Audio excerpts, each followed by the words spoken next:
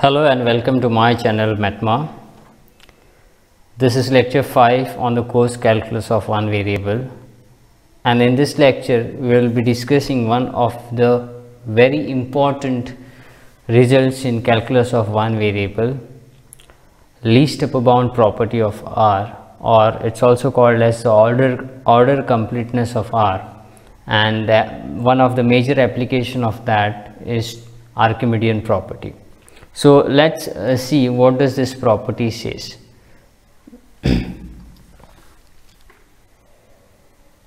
Least upper bound, in short it is called as LUB property of R.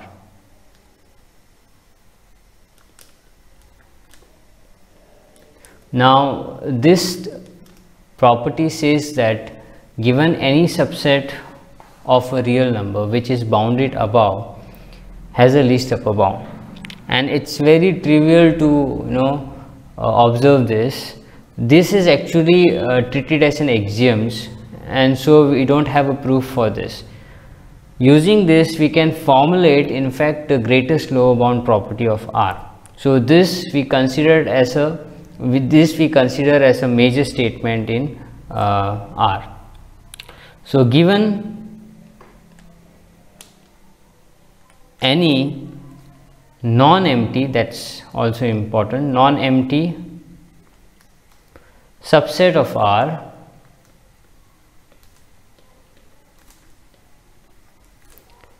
which is bounded above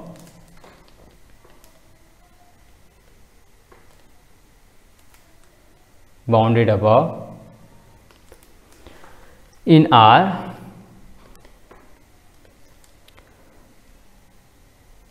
there exists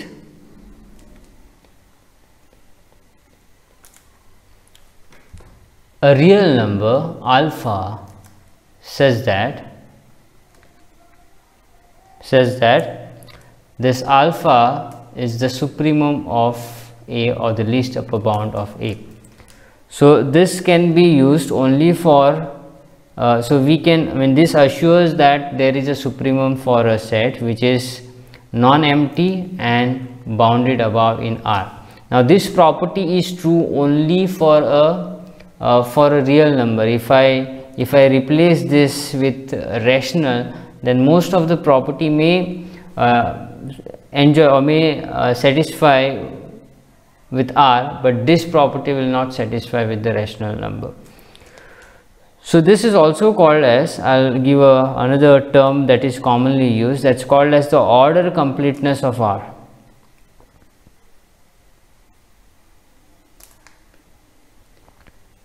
So as the text prefer to use LUB property, I will stick to this LUB property, but it is also important to know that this is also called as the order completeness of R. So one of the major application of this is the very trivial observation that which we have made, that the set of natural number is not bounded above, and that's called as, stated as a very important property in calculus. I'll call it as a theorem 1.3. it's called as the Archimedean property.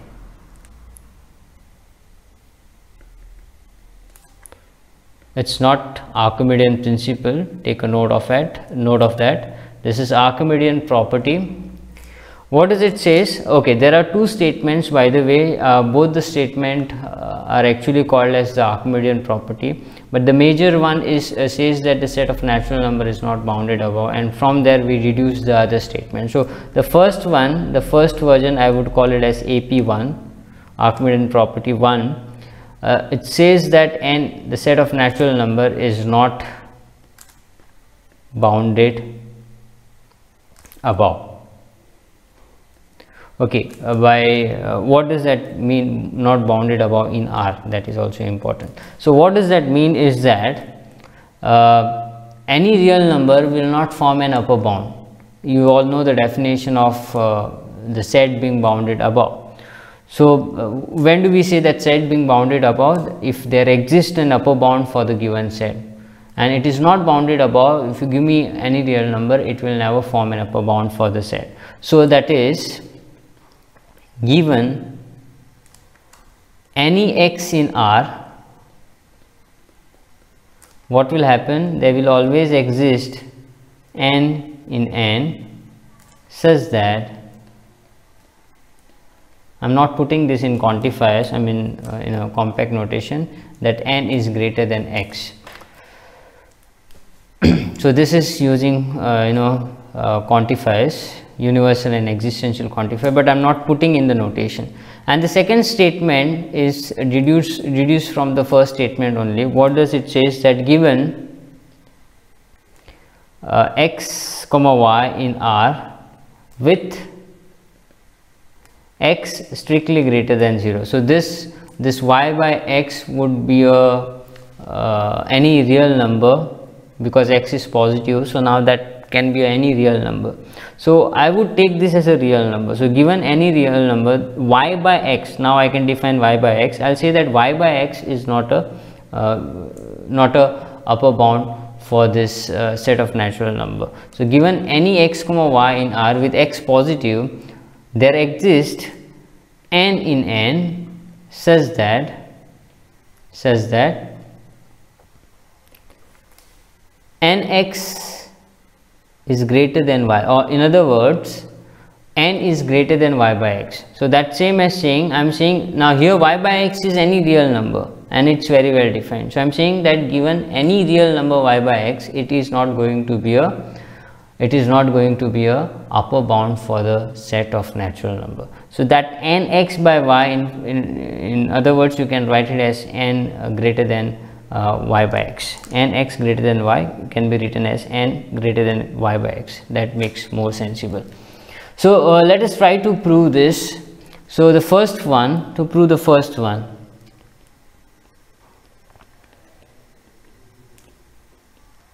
the standard way of proving is that we assume that we prove this by contradiction. So to prove this by contradiction, we assume that the statement is not true. So we assume that the negation of the statement is true. So if possible, assume n is bounded above. N is bounded above. So we use the definition of the set being bounded above, and then we would lead to the contradiction. We would get the contradiction which will contradict our assumption itself. Okay, so why do we get this contradiction? Because whatever we have assumed will never be true in whatsoever case. So assume that n is bounded above. So therefore bounded above in R, that is also important, in R. So therefore what will happen is that now we can apply the least upper bound property, because this n is a subset of R, it is bounded above, and also we know that the set n is non-empty, because you can find at least one element in set of n, 1, 2, in fact infinitely, but it's enough to give one element. So also n is non-empty. Thus by LUB property, what happened is that there exists alpha, or we have a supremum for the set n such that alpha is supremum of n. Okay, I am again using a short form such that, so you try to understand it. I've not written in a correct in the mathematical form that is required, because this is not in a mathematical, I mean I'm just writing in a words. Okay, so to avoid the notation. So there exists alpha in R such that alpha is equal to supremum of n. So therefore what will happen? What's the role of supremum? So thus obviously it's a least upper bound. I'll just simply use the first property of supremum, that it is, first of all, it has to be a upper bound. So therefore alpha is an upper bound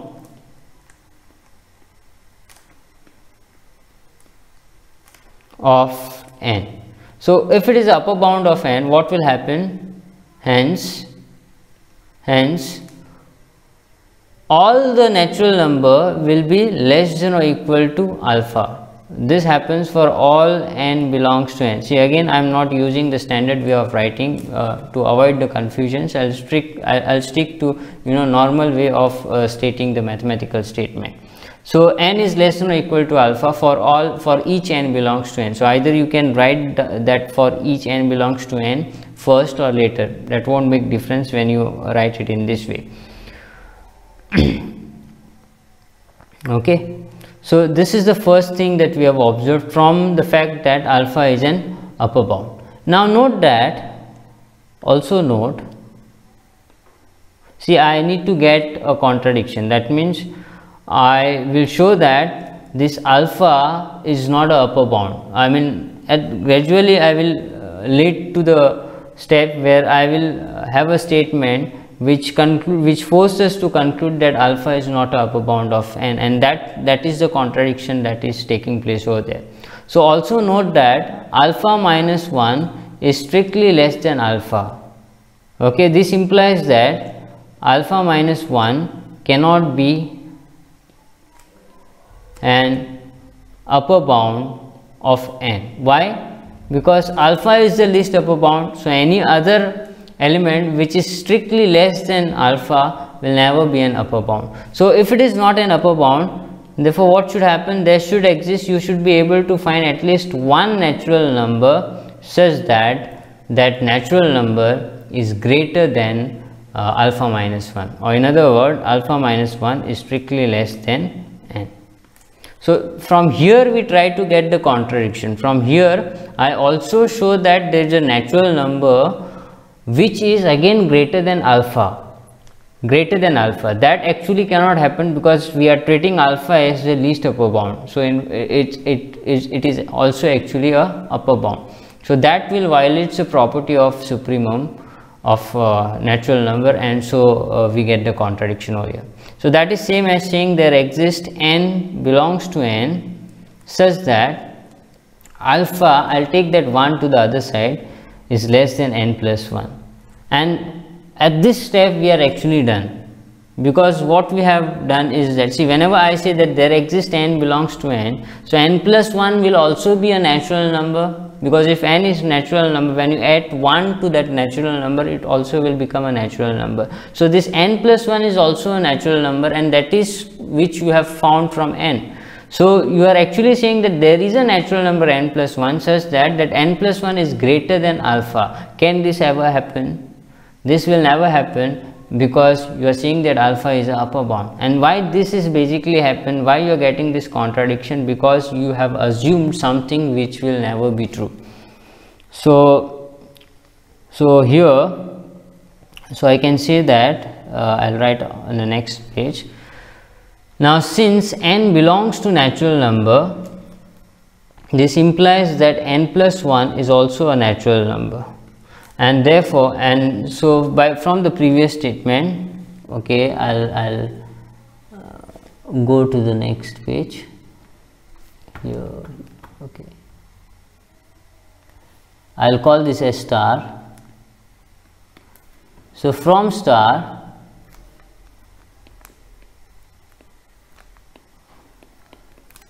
there exists n plus 1 in n. I'll call now n plus 1 instead of n, because saying n or n plus 1, because n is your choice, so you are adding plus 1 to it, so n plus 1 is also become like you have found it, such that alpha, okay, that is alpha is less than n plus 1, which is contradiction. Okay, this basically says that alpha is not an upper bound of n, and that's a contradiction, which is contradiction. So why we are arriving contradiction. So why we are arriving at this contradiction? Only because we have assumed something which will never be true. That is, we have assumed that n is bounded above in R, and so our assumption, this contradiction proves is that thus n is bounded above in R is false. Hence n is not bounded above. So this is how we prove the results, which seems to be a very trivial in mathematics, because we all can visualize that the set of natural number is never ending from the right hand side, and so it's very trivial to conclude that it does not have an upper bound, but it requires lot of works to prove that it is not bounded above. Now let us prove the second statement, AP2. In fact, the second statement follows from the above statement. So what we will do is that we will prove again this by contradiction. So the statement says that given x comma y in R with x positive, there exists n belongs to n such that nx is strictly greater than y. So what I'll assume the negation of that. So let, if possible, negation is what? Negation should be there exists x positive and y in R such that the property is not true, but the property is nx is greater than y, so such its negation should be nx is less than or equal to y, and this happens for what? For all, because there is a quantifier used there exists. So this should happen for all natural number. Okay, so basically what you are saying is that you are saying that n is less than or equal to xy. So basically you are saying is that, oh I'm sorry, I made an error over here. This is an x, if I'm not wrong. Yeah, here this is an x less than or equal to y for all n in n. So that is the contradiction of, that is the negation of the statement which we need to prove. So we are saying let if possible this is true. So that is what we are saying is that n is less than or equal to x by y, y by x for all n in n. Basically what does this say? You are saying that every natural number is less than or equal to y by x. So you are proving that y by x is an upper bound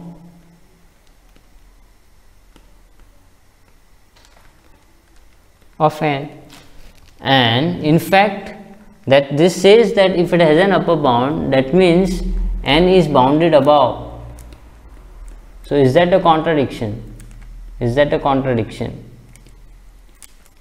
This is contradiction to the above statement, that is AP1.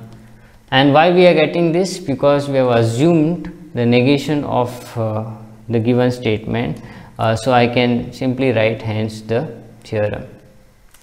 So both these theorems plays a crucial role in calculus, because this Archimedean property has a huge application. Through this itself we can also prove that the set of integers are not bounded above as well as not bounded below. So first of all we would prove that both the statements are equivalent, because you cannot have Archimedean property as two different statements as it's a standard one, but both this actually are equivalent. In fact, from this AP2 we have proved that AP2 implies AP1, because we have proved that what if the second statement AP2 is not true, then the first statement AP1 is not true, because it says that n is not bounded above here, right? So its contrapositive will be what? First one implies second one. So we have already proved that AP1 implies AP2, because contrapositive are always equivalent to what its statement. So we have already proved that AP1 implies AP2. So only thing we need to prove that AP2 implies AP1 from here to prove that both these statements are equivalent. So I will prove that remark. Okay, I would write down this in red. Remark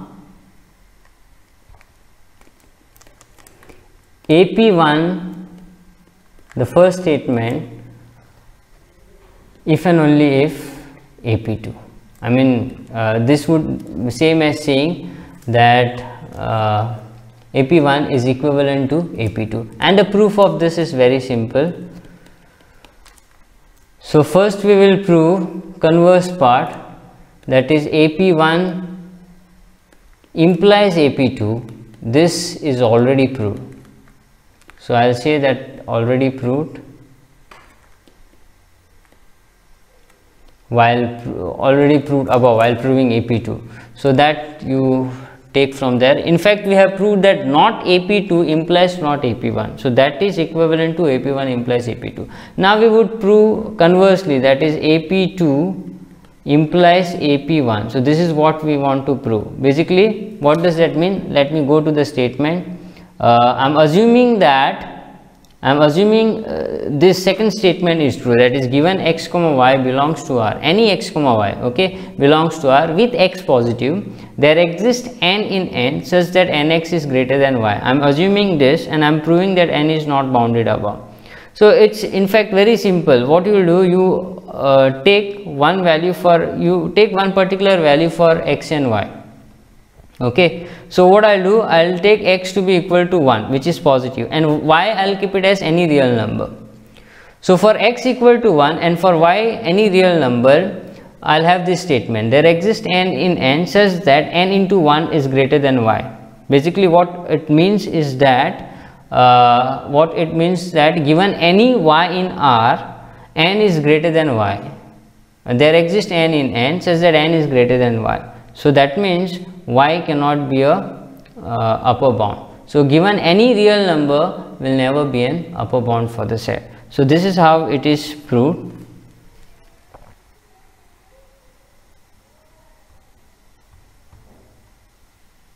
So I'll take actually I have to show that no real number is a upper bound for n.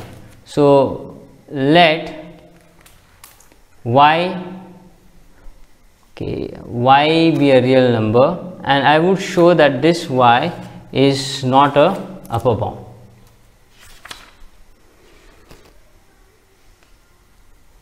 Any notation which you want, because there is y, I would take with this, and then you choose y to be equal to that element. So let y belongs to R. I will say that this y, in fact any arbitrary real number, will never be an upper bound,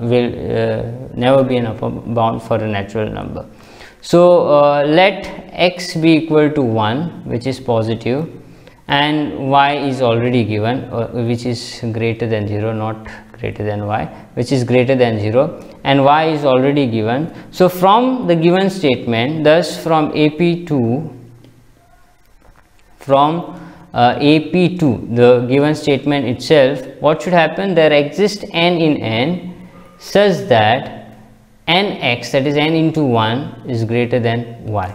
That is, what you are saying is that given any y in R, there exists a natural number n in N such that n is greater than y, and this says that y is not an upper bound of n.